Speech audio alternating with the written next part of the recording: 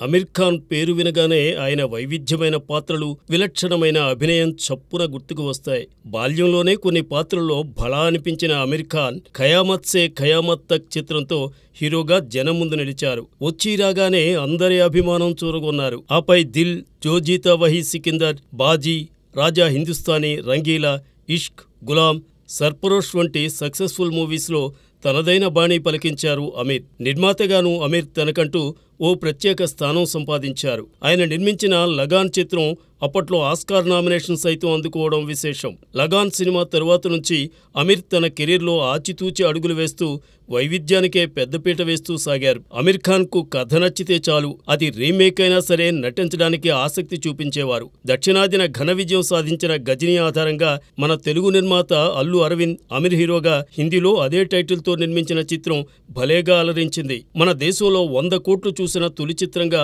అమీర్ ఖాన్ 'గజినీ' నిలిచింది. ఆపై అమీర్ వైవిధ్యంతో సాగిన కొన్నిసార్లు పరాజయాలు పలకరించాయి. నిర్మాతగానే కాదు, 'తారే జమీన్ పర్'లో దర్శకునిగానూ తన ప్రతిభను చాటుకున్నారు అమీర్. ఆయన నటించిన 3 ఇడియట్స్, 'ధూమ్ 3', 'పీకే', 'దంగల్' చిత్రాలు బాక్సాఫీస్ వద్ద టాప్ గ్రాసర్స్గా నిలిచాయి. 'దంగల్' తరువాత అమీర్ ఖాన్కు మళ్లీ ఆ స్థాయి సక్సెస్ లభించలేదు. ఈ నేపథ్యంలో రాబోయే రోజుల్లో అమీర్ ఖాన్ మళ్లీ వైవిధ్యంతో అలరిస్తారని అభిమానులు ఆశిస్తున్నారు. వారి అభిలాషను అమీర్ ఏ మేరకు నెరవేరుస్తారో చూడాలి.